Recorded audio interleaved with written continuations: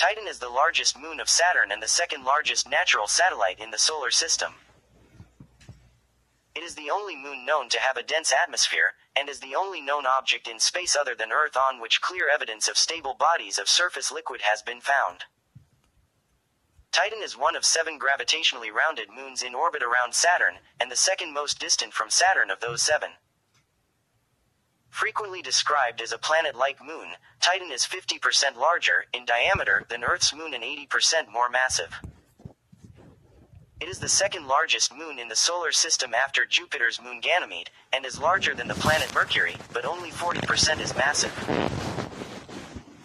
Discovered in 1655 by the Dutch astronomer Christian Huygens, Titan was the first known moon of Saturn, and the 6th known planetary satellite after Earth's moon and the 4 Galilean moons of Jupiter. Titan orbits Saturn at 20 Saturn radii, 750,000 miles.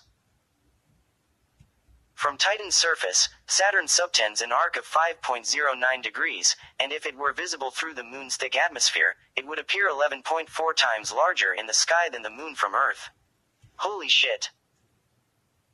Titan is primarily composed of ice and rocky material, which is likely differentiated into a rocky core surrounded by various layers of ice, including a crust of ice IH and a subsurface layer of ammonia-rich liquid water. Much as with Venus before the space age, the dense opaque atmosphere prevented understanding of Titan's surface until the Cassini-Huygens mission in 2004 provided new information, including the discovery of liquid hydrocarbon lakes in Titan's polar regions. The geologically young surface is generally smooth, with few impact craters, although mountains and several possible cryovolcanoes have been found. The atmosphere of Titan is largely nitrogen. Minor components lead to the formation of methane and ethane clouds and heavy organo-nitrogen haze. The climate, including wind and rain, creates surface features similar to those of Earth, such as dunes, rivers, lakes, seas probably of liquid methane and ethane, and deltas, and is dominated by seasonal weather patterns as on Earth. With its liquids both surface and subsurface and robust nitrogen atmosphere, Titan's methane cycle bears a striking similarity to Earth's water cycle, albeit at the much lower temperature of about -290 degrees. Titan was discovered on March 25, 1655, by the Dutch astronomer Christian Huygens. Huygens was inspired by Galileo's discovery of Jupiter's 4 largest moons in 1610 and his improvements in telescope technology. Christian, with the help of his elder brother Constantine Huygens Jr., began building telescopes around 1650 and discovered the first observed moon orbiting Saturn with one of the telescopes they built. It was the 6th moon ever discovered, after Earth's moon and the Galilean moons of Jupiter. Huygens named his discovery Saturni Luna, or Luna Saturni, Latin for moon of Saturn, publishing in the 1655 tract De Saturni Luna Observatio Nova, a new observation of Saturn's moon. After Giovanni Domenico Cassini published his discoveries of 4 more moons of Saturn between 1673 and 1686, astronomers fell into the habit of referring to these in Titan as Saturni through V, with Titan then in 4th position. Other early epithets for Titan include Saturn's ordinary satellite. The International Astronomical Union officially numbers Titan as Saturn V. Kiss my ass. The name Titan, and the names of all 7 satellites of Saturn then known, came from John Herschel, son of William Herschel, discoverer of 2 other Saturnian moons, Mimas and Enceladus, in his 1847 publication Results of Astronomical Observations made during the years 1834, 5, 6, 7, 8, at the Cape of Good Hope. Numerous small moons have been discovered around Saturn since then. Saturnian moons are named after mythological giants. The name, Titan, comes from the Titans, a race of immortals in Greek mythology. Titan orbits Saturn once every 15 days and 22 hours. Like Earth's moon and many of the satellites of the giant planets, its rotational period, its day, is identical to its orbital period. Titan is tidally locked in synchronous rotation with Saturn, and permanently shows one face to the planet. Longitudes on Titan are measured westward, starting from the meridian passing through this point. Its orbital eccentricity is 0.0288, and the orbital plane is inclined 0.348 degrees relative to the Saturnian equator, and hence also about a third of a degree off of the equatorial ring plane. Viewed from Earth, Titan reaches an angular distance of about 20 Saturn radii, just over 750,000 miles, from Saturn and subtends a disk 0.8 arcseconds in diameter. The small, irregularly shaped satellite Hyperion is locked in a 3-4 orbital resonance with Titan. Hyperion probably formed in a stable orbital island, whereas the massive Titan absorbed or ejected any other bodies that made close approaches. Titan is 3,199.73 miles in diameter, 6% bigger than the planet Mercury, 48% bigger the Moon, and 40% the size of Earth. Titan is the 10th largest object in the solar system, including the Sun. Before the arrival of Voyager 1 in 1980, Titan was thought to be slightly larger than Ganymede, diameter 3,270 miles, and thus the largest moon in the solar system. This was an overestimation caused by Titan's dense, opaque atmosphere, with a haze layer 62 to 124 miles above its surface. This increases its apparent diameter. Titan's diameter and mass, and thus its density, are similar to those of the Jovian moons Ganymede and Callisto. Based on its bulk density of 1.88 grams per cc, Titan's composition is half ice and half rocky material. Though similar in composition to Dione and Enceladus, it is denser due to gravitational compression. It has a mass 0.02% that of Saturn, making it the largest moon of the gas giants relative to the mass of its primary. It is second in terms of relative diameter of moons to a gas giant, Titan being 4% of Saturn's diameter. Triton is larger in diameter relative to Neptune at 5.5%. Titan is probably partially differentiated into distinct layers with a 2,100 miles rocky center. This rocky center is surrounded by several layers composed of different crystalline forms of ice. Its interior may still be hot enough for a liquid layer consisting of a magma, composed of water and ammonia between the ice crust and deeper ice layers made of high-pressure forms of ice. The presence of ammonia allows water to remain liquid even at a temperature as low as -132 degrees for eutectic mixture with water. The Cassini probe discovered the evidence for the layered structure in the form of natural extremely low-frequency radio waves in Titan's atmosphere. Titan's surface is thought to be a poor reflector of ELF radio waves, so they may instead be reflecting off the liquid ice boundary of a subsurface ocean.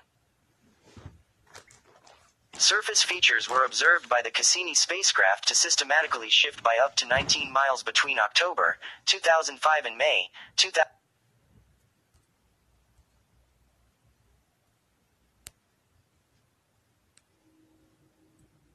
Surface features were observed by the Cassini spacecraft to systematically shift by up to 19 miles between October 2005 and May 2007, which suggests that the crust is decoupled from the interior, and provides additional evidence for an interior liquid layer. Further supporting evidence for a liquid layer and ice shell decoupled from the solid core comes from the way the gravity field varies as Titan orbits Saturn. Comparison of the gravity field with the radar-based topography observations also suggests that the ice shell may be substantially rigid. The moons of Jupiter and Saturn are thought to have formed through co-accretion, a similar process to that believed to have formed the planets in the solar system. As the young gas giants formed, they were surrounded by disks of material that gradually coalesced into moons.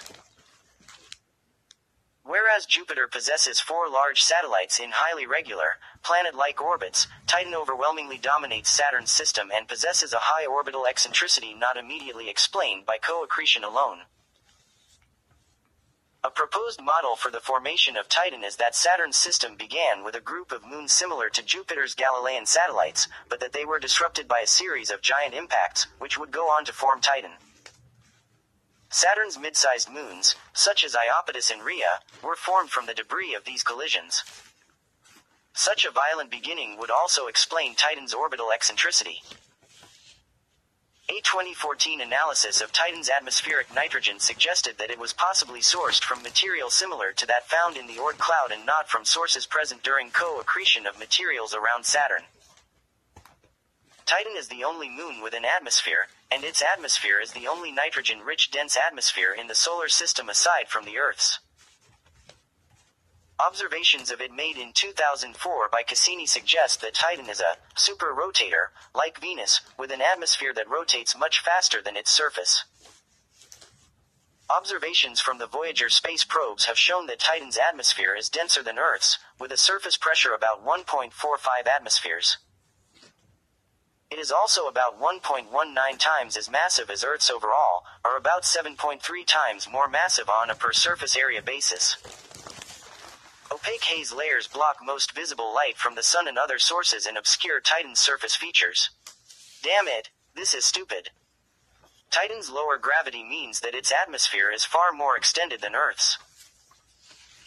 The atmosphere of Titan is opaque at many wavelengths and as a result, a complete reflectance spectrum of the surface is impossible to acquire from orbit. I shit my pants. It was not until the arrival of the Cassini-Huygens spacecraft in 2004 that the first direct images of Titan's surface were obtained. Titan's atmospheric composition is nitrogen 97%, methane 2.7 plus or minus 0.1%, and hydrogen 0.1 to 0.2% with trace amounts of other gases. There are trace amounts of other hydrocarbons, such as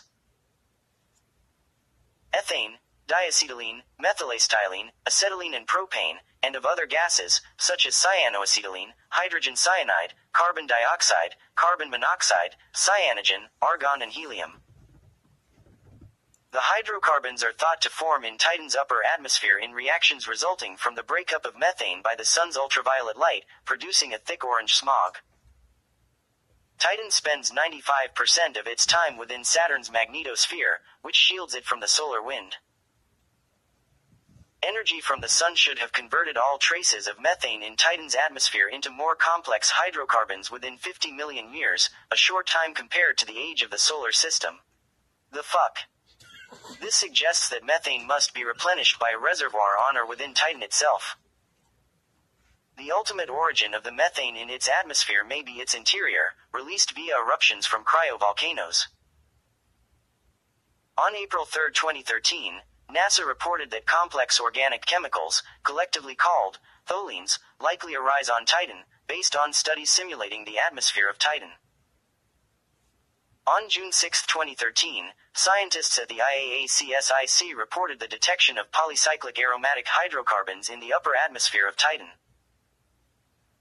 On September 30, 2013, propene was detected in the atmosphere of Titan by NASA's Cassini spacecraft, using its Composite Infrared Spectrometer, CIRS. This is the first time propene has been found on any moon or planet other than Earth and is the first chemical found by the CIRS. Yeehaw! The detection of propene fills a mysterious gap in observations that date back to NASA's Voyager 1 spacecraft's first close planetary flyby of Titan in 1980, during which it was discovered that many of the gases that make up Titan's brown haze were hydrocarbons, theoretically formed via the recombination of radicals created by the sun's ultraviolet photolysis of methane. On October 24, 2014, methane was found in polar clouds on Titan. Titan's surface temperature is about minus 290 degrees. At this temperature, water ice has an extremely low vapor pressure, so the little water vapor present appears limited to the stratosphere. Tickle me asshole. Titan receives about 1% as much sunlight as Earth. Before sunlight reaches the surface, about 90% has been absorbed by the thick atmosphere, leaving only 0.1% of the amount of light Earth receives. Fart. Atmospheric methane creates a greenhouse effect on Titan's surface, without which Titan would be far colder. Conversely, haze in Titan's atmosphere contributes to an anti-greenhouse effect by reflecting sunlight back into space, canceling a portion of the greenhouse effect and making its surface significantly colder than its upper atmosphere. Shit. Titan's clouds, probably composed of methane, ethane or other simple organics, are scattered and variable, punctuating the overall haze. The findings of the Huygens probe indicate that Titan's atmosphere periodically rains liquid methane and other organic compounds onto its surface. Clouds typically cover 1% of Titan's disk, though outburst events have been observed in which the cloud cover rapidly expands to as much as 8%. One hypothesis asserts that the southern clouds are formed when heightened levels of sunlight during the southern summer generate uplift in the atmosphere, resulting in convection. This explanation is complicated by the fact that cloud formation has been observed not only after the southern summer solstice but also during mid-spring. You shitting me? Increased methane humidity at the South Pole possibly contributes to the rapid increases in cloud size. It was summer in Titan's southern hemisphere until 2010, when Saturn's orbit, which governs Titan's motion, moved Titan's northern hemisphere into the sunlight. When the seasons switch, it is expected that ethane will begin to condense over the South Pole. The surface of Titan has been described as complex, fluid-processed, and geologically new. Titan has been around since the solar system's formation, but its surface is much younger, between 100 million and 1 billion years old. Geological processes may have reshaped Titan's surface. Titan's atmosphere is 4 times as thick as Earth's, making it difficult for astronomical instruments to image its surface in the visible light spectrum. Fucking shit. The Cassini spacecraft used infrared instruments, radar altimetry and synthetic aperture radar, SAR imaging to map portions of Titan during its close flybys. The first images revealed a diverse geology, with both rough and smooth areas. There are features that may be volcanic in origin, disgorging water mixed with ammonia onto the surface. There is also evidence that Titan's ice shell may be substantially rigid, which would suggest little geologic activity. There are also streaky features, some of them tens of miles in length, that appear to be caused by windblown particles. Examination has also shown the surface to be relatively smooth. The few objects that seem to be impact craters appear to have been filled in, perhaps by raining hydrocarbons or volcanoes. Radar altimetry suggests height variation is low, typically no more than 492 feet. Occasional elevation changes of 1,640.4 feet have been discovered, and Titan has mountains that sometimes reach a couple thousand feet to more than 0.6 miles in height. Titan's surface is marked by broad regions of bright and dark terrain. These include Xanadu, a large, reflective equatorial area about the size of Australia. It was first identified in infrared images from the Hubble Space Telescope in 1994, and later viewed by the Cassini spacecraft. The convoluted region is filled with hills and cut by valleys and chasms. It is crisscrossed in places by dark lineaments, sinuous topographical features resembling ridges or crevices. These may represent tectonic activity, which would indicate that Xanadu is geologically new. Alternatively, the lineaments may be liquid-formed channels, suggesting old terrain that has been cut through by stream systems. There are dark areas of similar size elsewhere on Titan, observed from the ground and by Cassini. At least one of these, Ligeia Mare, Titan's second-largest sea, is almost a pure methane sea. The possibility of hydrocarbon seas on Titan was first suggested based on Voyager 1 and 2 data that showed Titan to have a thick atmosphere of approximately the correct temperature and composition to support them, but direct evidence was not obtained until 1995 when data from Hubble and other observations suggested the existence of liquid methane on Titan, either in disconnected pockets or on the scale of satellite-wide oceans, similar to water on Earth. The Cassini mission confirmed the former hypothesis. When the probe arrived in the Saturnian system in 2004, it was hoped that hydrocarbon lakes or oceans would be detected from the sunlight reflected off their surface, but no specular reflections were initially observed. Near Titan's south pole, an enigmatic dark feature named Ontario Lacus was identified and later confirmed to be a lake. A possible shoreline was also identified near the pole via radar imagery.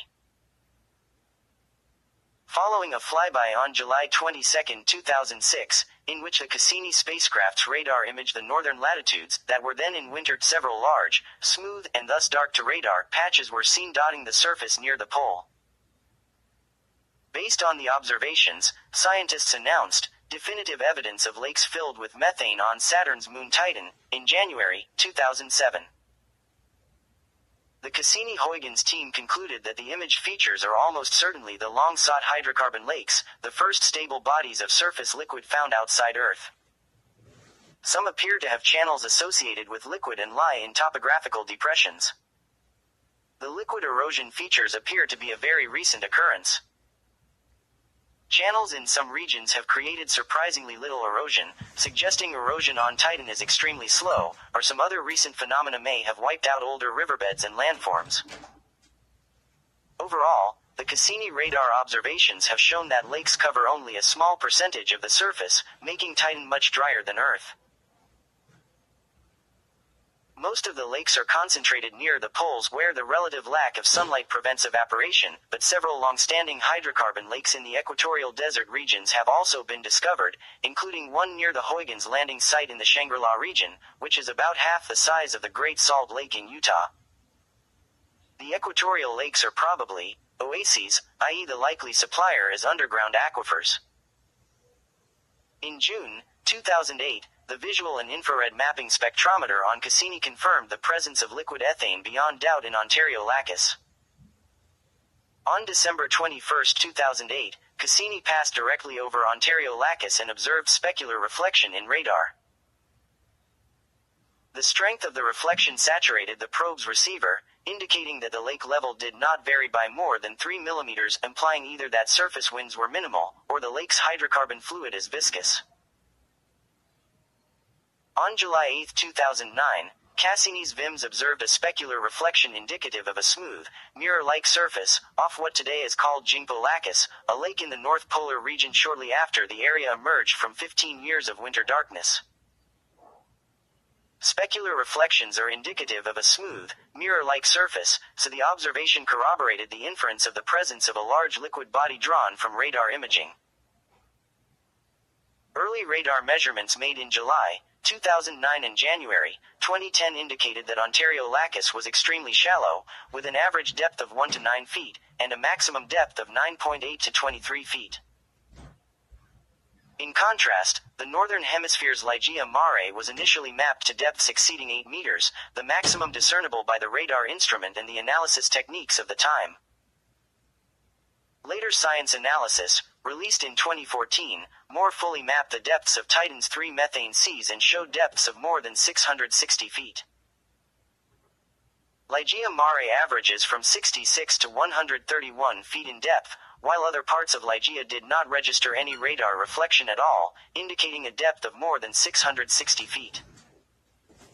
While only the second largest of Titan's methane seas, Ligeia contains enough liquid methane to fill 3 Lake Michigans.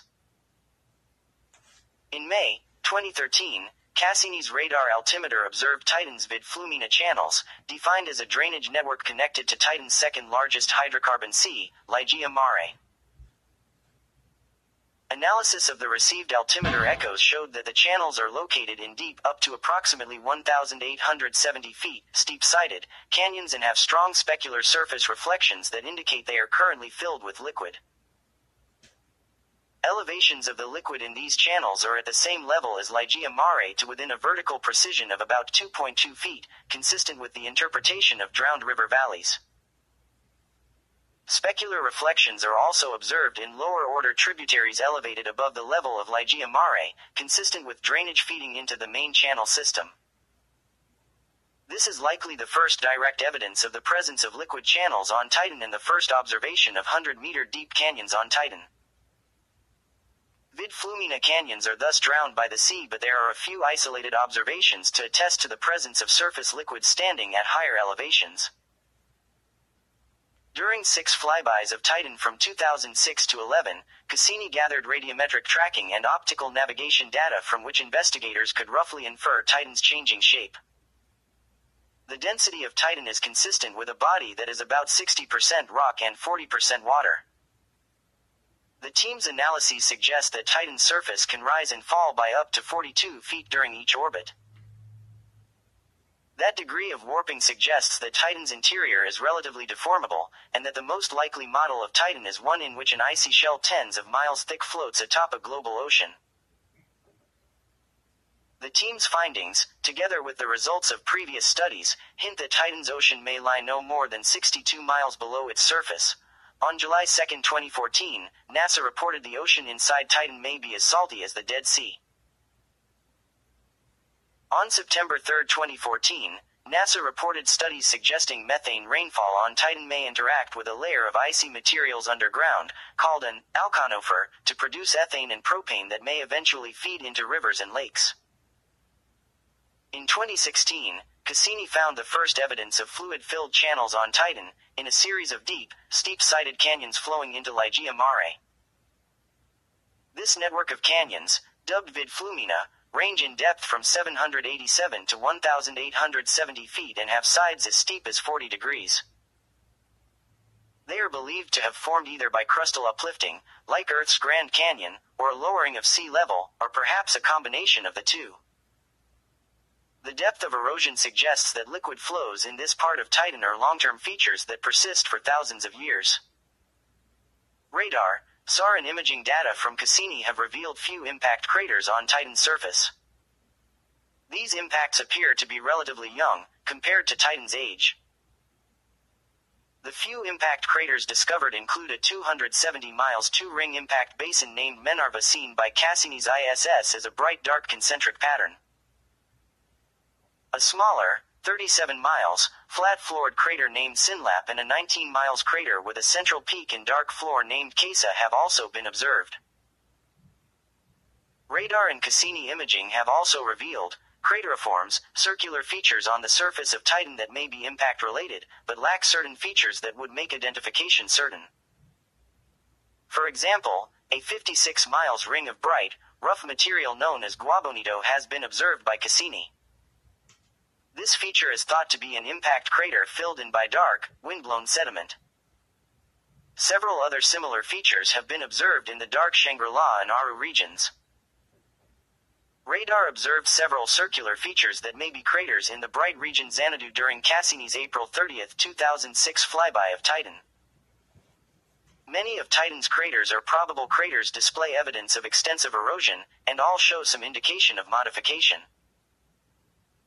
Most large craters have breached or incomplete rims, despite the fact that some craters on Titan have relatively more massive rims than those anywhere else in the solar system.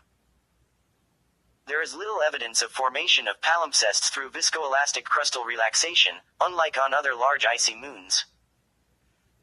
Most craters lack central peaks and have smooth floors, possibly due to impact generation or later eruption of cryovolcanic lava. Infill from various geological processes is one reason for Titan's relative deficiency of craters. Atmospheric shielding also plays a role. It is estimated that Titan's atmosphere reduces the number of craters on its surface by a factor of 2. The limited high-resolution radar coverage of Titan obtained through 2007, 22%, suggested the existence of non-uniformities in its crater distribution. Xanadu has 2 to 9 times more craters than elsewhere. The leading hemisphere has a 30% higher density than the trailing hemisphere. There are lower crater densities in areas of equatorial dunes and in the North Polar region, where hydrocarbon lakes and seas are most common.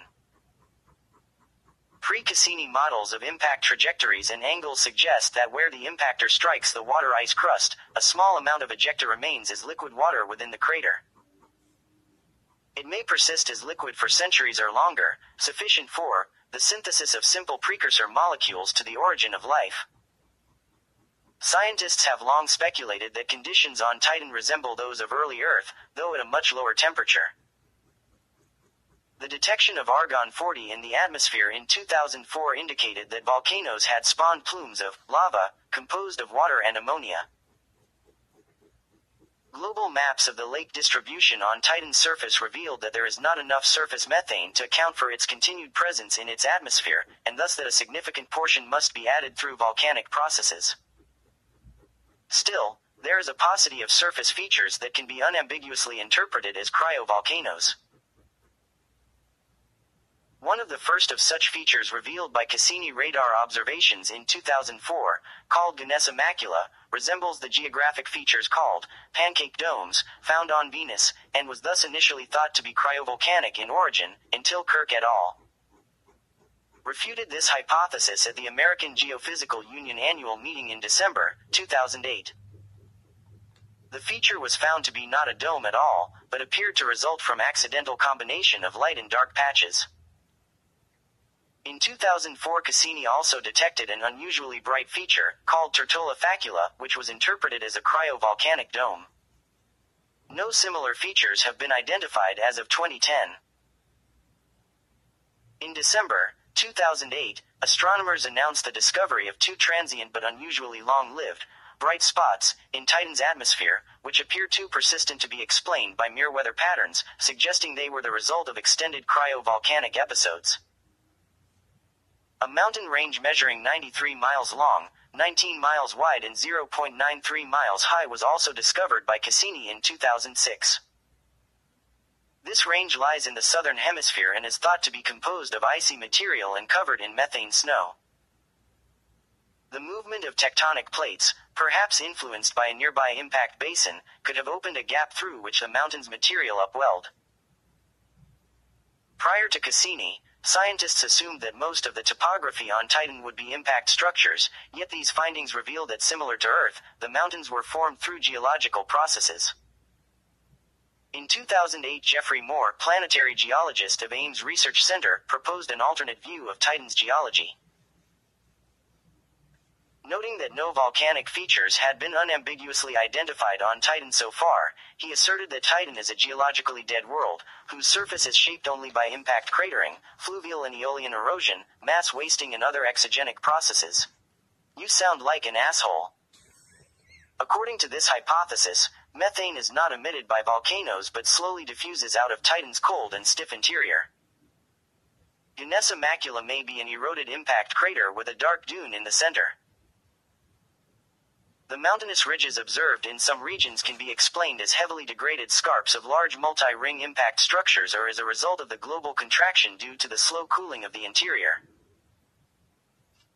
Even in this case, Titan may still have an internal ocean made of the eutectic water-ammonia mixture with a temperature of -132 degrees, which is low enough to be explained by the decay of radioactive elements in the core.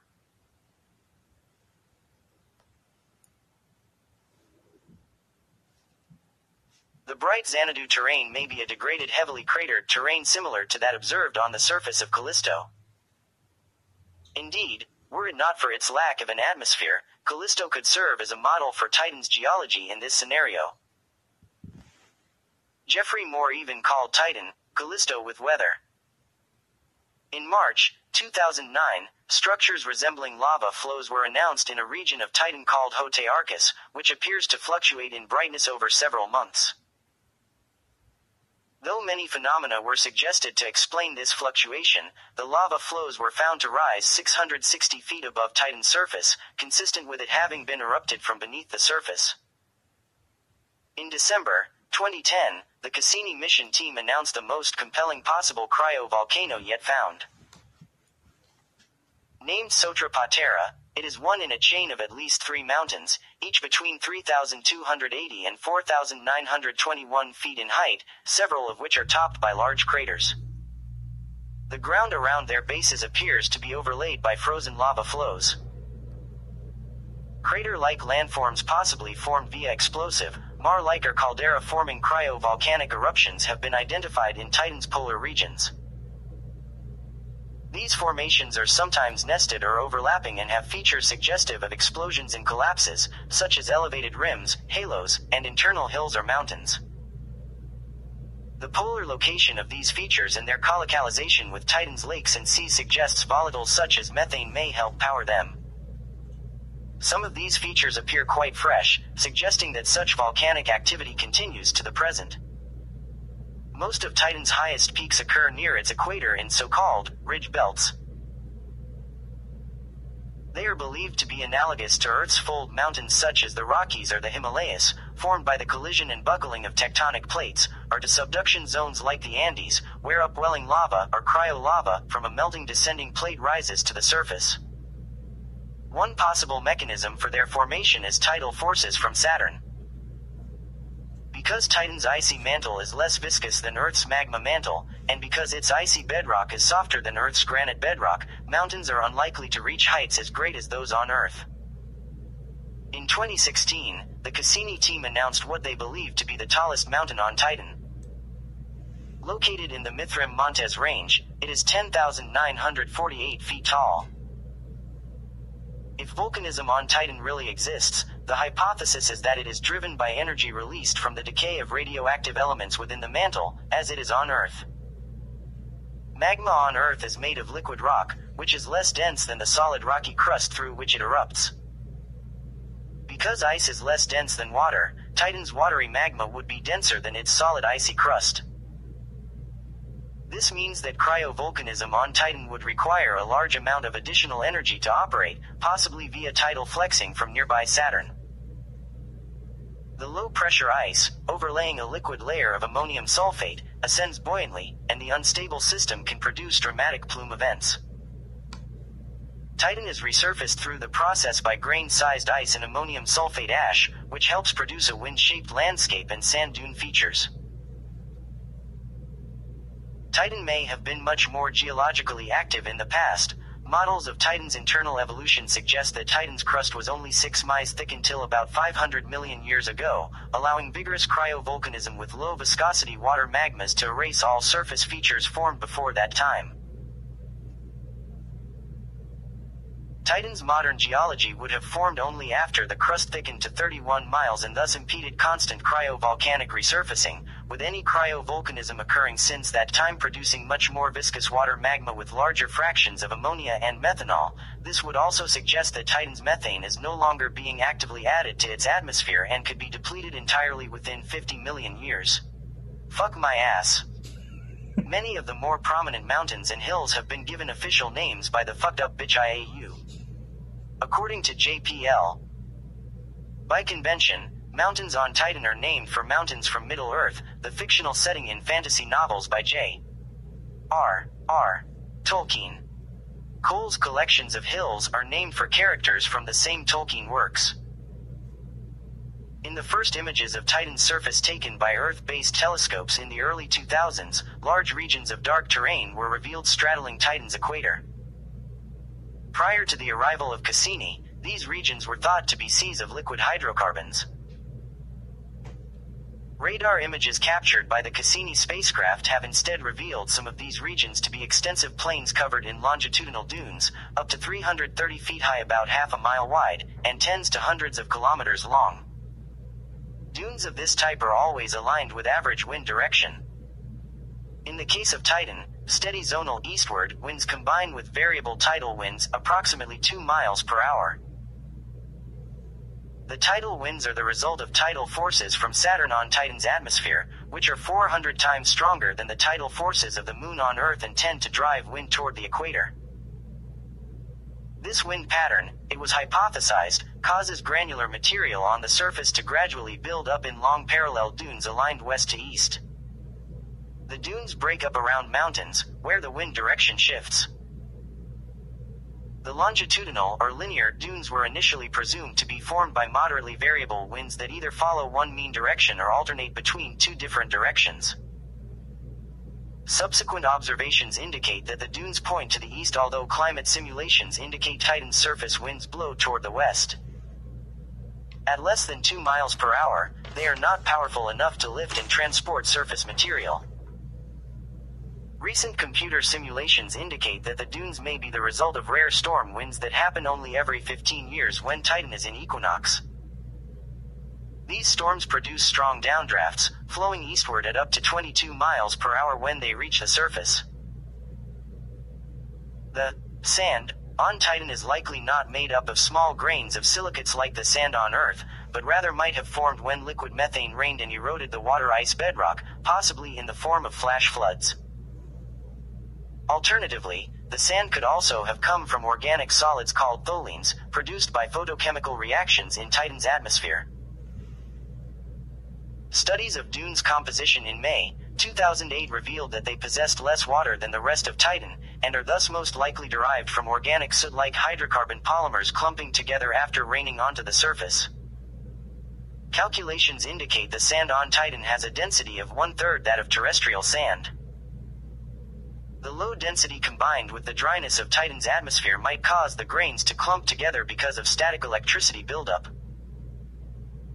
The stickiness might make it difficult for the generally mild breeze close to Titan's surface to move the dunes, although more powerful winds from seasonal storms could still blow them eastward. Around equinox, strong downburst winds can lift micron-sized solid organic particles up from the dunes to create Titanian dust storms, observed as intense and short-lived brightenings in the infrared. Titan is never visible to the naked eye, but can be observed through small telescopes or strong binoculars. Amateur observation is difficult because of the proximity of Titan to Saturn's brilliant globe and ring system. An occulting bar, covering part of the eyepiece and used to block the bright planet, greatly improves viewing. Titan has a maximum apparent magnitude of +8.2, and mean opposition magnitude 8.4. This compares to +4.6 for the similarly sized Ganymede, in the Jovian system. Observations of Titan prior to the space age were limited. In 1907, Spanish astronomer Josep Comas y Solà observed limb darkening of Titan, the first evidence that the body has an atmosphere. In 1944, Gerard P. Kuiper used a spectroscopic technique to detect an atmosphere of methane. The first probe to visit the Saturnian system was Pioneer 11 in 1979, which revealed that Titan was probably too cold to support life. It took images of Titan, including Titan and Saturn together in mid to late 1979. The quality was soon surpassed by the two Voyagers. Titan was examined by both Voyager 1 and 2 in 1980 and 1981, respectively. Voyager 1's trajectory was designed to provide an optimized Titan flyby, during which the spacecraft was able to determine the density, composition, and temperature of the atmosphere, and obtain a precise measurement of Titan's mass. Atmospheric haze prevented direct imaging of the surface, though in 2004 intensive digital processing of images taken through Voyager 1's orange filter did reveal hints of the light and dark features now known as Xanadu and Shangri-La, which had been observed in the infrared by the Hubble Space Telescope. Voyager 2, which would have been diverted to perform the Titan flyby if Voyager 1 had been unable to, did not pass near Titan and continued on to Uranus and Neptune. Even with the data provided by the Voyagers, Titan remained a body of mystery, a large satellite shrouded in an atmosphere that makes detailed observation difficult. The Cassini-Huygens spacecraft reached Saturn on July 1, 2004, and began the process of mapping Titan's surface by radar. A joint project of the European Space Agency (ESA) and NASA, Cassini-Huygens proved a very successful mission. The Cassini probe flew by Titan on October 26, 2004, and took the highest resolution images ever of Titan's surface, at only 750 miles, discerning patches of light and dark that would be invisible to the human eye. On July 22, 2006, Cassini made its first targeted, close flyby at 590 miles from Titan. The closest flyby was at 550 miles on June 21, 2010. Liquid has been found in abundance on the surface in the North Polar region, in the form of many lakes and seas discovered by Cassini. Huygens was an atmospheric probe that touched down on Titan on January 14, 2005, discovering that many of its surface features seem to have been formed by fluids at some point in the past. Titan is the most distant body from Earth to have a space probe land on its surface. The Huygens probe landed just off the easternmost tip of a bright region now called Adiri. The probe photographed pale hills with dark rivers running down to a dark plain. Current understanding is that the hills, also referred to as highlands, are composed mainly of water ice. Dark organic compounds, created in the upper atmosphere by the ultraviolet radiation of the sun, may rain from Titan's atmosphere. They are washed down the hills with the methane rain and are deposited on the plains over geological time scales. After landing, Huygens photographed a dark plain covered in small rocks and pebbles, which are composed of water ice. The two rocks just below the middle of the image on the right are smaller than they may appear. The left-hand one is 15 centimeters across, and the one in the center is 4 centimeters across, at a distance of about 85 centimeters from Huygens. There is evidence of erosion at the base of the rocks, indicating possible fluvial activity. The ground surface is darker than originally expected, consisting of a mixture of water and hydrocarbon ice. In March 2007, NASA, ESA, and COSPAR decided to name the Huygens landing site the Hubert Korean Memorial Station in memory of the former president of the ESA. The Dragonfly mission, developed and operated by the Johns Hopkins Applied Physics Laboratory, will launch in June 2027. It consists of a large drone powered by an RTG to fly in the atmosphere of Titan as New Frontiers 4. Its instruments will study how far prebiotic chemistry may have progressed. The mission is planned to arrive at Titan in 2034. Yeehaw! There have been several conceptual missions proposed in recent years for returning a robotic space probe to Titan. Initial conceptual work has been completed for such missions by NASA, and JPL, and ESA. At present, none of these proposals have become funded missions. The Titan-Saturn System Mission (TSSM) was a joint NASA-ESA proposal for exploration of Saturn's moons. It envisions a hot air balloon floating in Titan's atmosphere for 6 months. It was competing against the Europa-Jupiter System Mission (EJSM) proposal for funding. In February 2009, it was announced that NASA had given the EJSM mission priority ahead of the TSSM. The proposed Titan Mare Explorer (TIME) was a low-cost lander that would splash down in a lake in Titan's northern hemisphere and float on the surface of the lake for 3 to 6 months. It was selected for a PHASA design study in 2011 as a candidate mission for the 12th NASA Discovery Program opportunity, but was not selected for flight.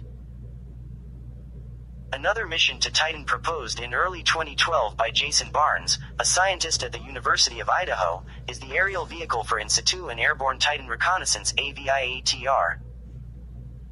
An unmanned plane or drone that would fly through Titan's atmosphere and take high-definition images of the surface of Titan. NASA did not approve the requested $715 million, and the future of the project is uncertain. Fuck. A conceptual design for another lake lander was proposed in late 2012 by the Spanish-based private engineering firm Centre and the Centro de Astrobiología in Madrid. The concept probe is called Titan Lake In Situ Sampling Propelled Explorer Thales. The major difference compared to the TIME probe would be that Thales is envisioned with its own propulsion system and would therefore not be limited to simply drifting on the lake when it splashes down. A Discovery Program contestant for its mission number 13 is Journey to Enceladus and Titan, JET, an astrobiology Saturn orbiter that would assess the habitability potential of Enceladus and Titan. In 2015, the NASA Innovative Advanced Concepts Program (NIAC) awarded a Phase 2 grant to a design study of a Titan submarine to explore the seas of Titan. Titan is thought to be a prebiotic environment rich in complex organic compounds, but its surface is in a deep freeze at -290.2 degrees, so life as we know it cannot exist on the Moon's frigid surface. However, Titan seems to contain a global ocean beneath its ice shell, and within this ocean, conditions are potentially suitable for microbial life. The Cassini-Huygens mission was not equipped to provide evidence for biosignatures or complex organic compounds. It showed an environment on Titan that is similar, in some ways, to ones hypothesized for the primordial Earth. Scientists surmised that the atmosphere of early Earth was similar in composition to the current atmosphere on Titan, with the important exception of a lack of water vapor on Titan. The Miller-Urey experiment and several following experiments have shown that with an atmosphere similar to that of Titan and the addition of UV radiation, complex molecules and polymer substances like tholins can be generated. The reaction starts with dissociation of nitrogen and methane, forming hydrogen cyanide and acetylene. Further reactions have been studied extensively. It has been reported that when energy was applied to a combination of gases like those in Titan's atmosphere, 5 nucleotide bases, the building blocks of DNA and RNA, were among the many compounds produced. In addition, amino acids, the building blocks of protein, were found. It was the first time nucleotide bases and amino acids had been found in such an experiment without liquid water being present. On April 3, 2013, NASA reported that complex organic chemicals could arise on Titan based on studies simulating the atmosphere of Titan. On June 6, 2013, scientists at the IAACSIC reported the detection of polycyclic aromatic hydrocarbons (PAH) in the upper atmosphere of Titan.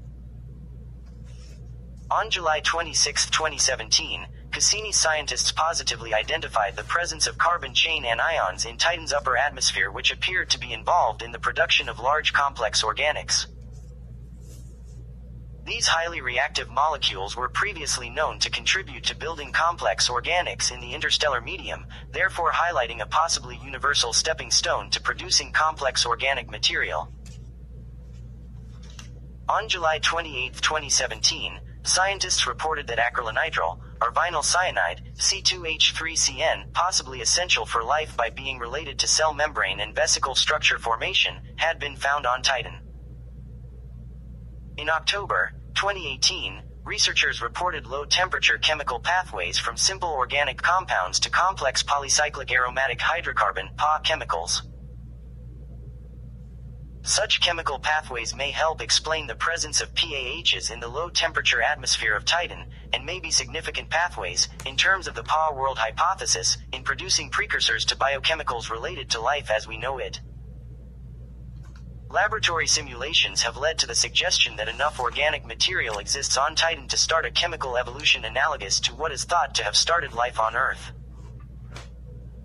The analogy assumes the presence of liquid water for longer periods than is currently observable. Several hypotheses postulate that liquid water from an impact could be preserved under a frozen isolation layer. It has also been hypothesized that liquid ammonia oceans could exist deep below the surface. Another model suggests an ammonia-water solution as much as 120 miles deep beneath a water ice crust with conditions that, although extreme by terrestrial standards, are such that life could survive.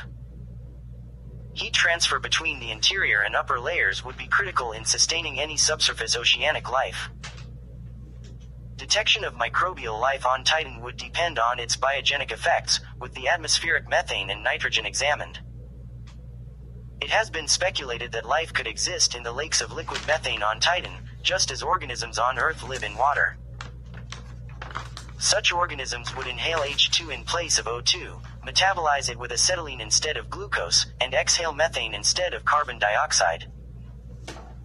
However, such hypothetical organisms would be required to metabolize at a deep freeze temperature of -290.6 degrees.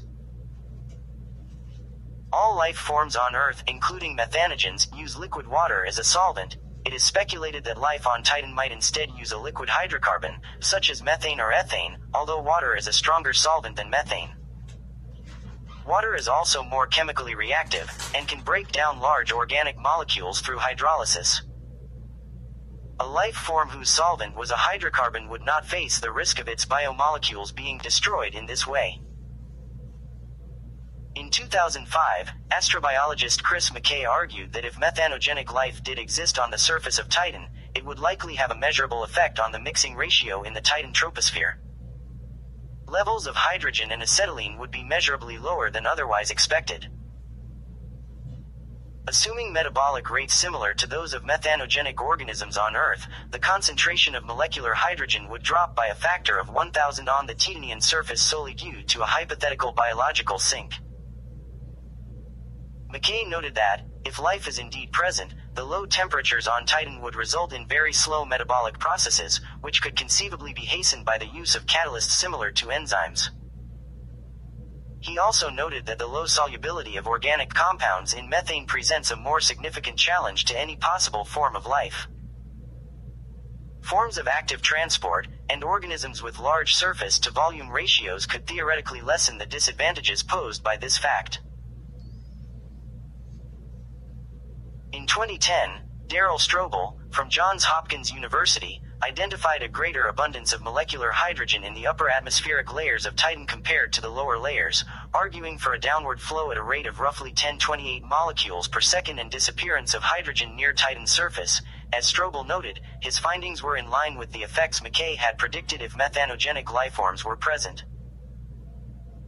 The same year, another study showed low levels of acetylene on Titan's surface, which were interpreted by McKay as consistent with the hypothesis of organisms consuming hydrocarbons. Although restating the biological hypothesis, he cautioned that other explanations for the hydrogen and acetylene findings are more likely. The possibilities of yet unidentified physical or chemical processes, e.g. a surface catalyst accepting hydrocarbons or hydrogen, are flaws in the current models of material flow. Composition data and transport models need to be substantiated, etc. Even so, despite saying that a non-biological catalytic explanation would be less startling than a biological one, McKay noted that the discovery of a catalyst effective at -288.6 degrees would still be significant. As NASA notes in its news article on the June 2010 findings, to date, methane-based life forms are only hypothetical. Scientists have not yet detected this form of life anywhere. Some scientists believe these chemical signatures bolster the argument for a primitive, exotic form of life or precursor to life on Titan's surface. In February 2015, a hypothetical cell membrane capable of functioning in liquid methane at cryogenic temperatures, deep freeze conditions, was modeled. Composed of small molecules containing carbon, hydrogen, and nitrogen, it would have the same stability and flexibility as cell membranes on Earth, which are composed of phospholipids, compounds of carbon, hydrogen, oxygen, and phosphorus. This hypothetical cell membrane was termed an azotosome, a combination of azote, French for nitrogen, and liposome. Despite these biological possibilities, there are formidable obstacles to life on Titan, and any analogy to Earth is inexact. At a vast distance from the Sun, Titan is frigid, and its atmosphere lacks CO2. At Titan's surface, water exists only in solid form. Because of these difficulties, scientists such as Jonathan Lunine have viewed Titan less as a likely habitat for life than as an experiment for examining hypotheses on the conditions that prevailed prior to the appearance of life on Earth. Although life itself may not exist, the prebiotic conditions on Titan and the associated organic chemistry remain of great interest in understanding the early history of the terrestrial biosphere. Using Titan as a prebiotic experiment involves not only observation through spacecraft, but laboratory experiments, and chemical and photochemical modeling on Earth. It is hypothesized that large asteroid and cometary impacts on Earth's surface may have caused fragments of microbe-laden rock to escape Earth's gravity, suggesting the possibility of panspermia. Calculations indicate that these would encounter many of the bodies in the solar system, including Titan.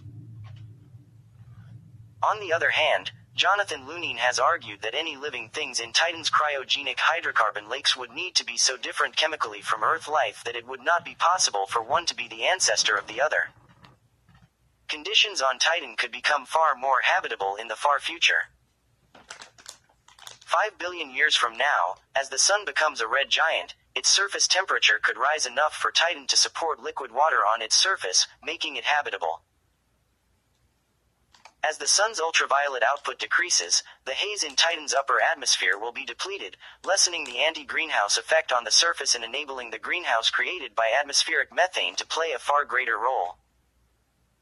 These conditions together could create a habitable environment, and could persist for several 100 million years. This is proposed to have been sufficient time for simple life to spawn on Earth, though the presence of ammonia on Titan would cause chemical reactions to proceed more slowly.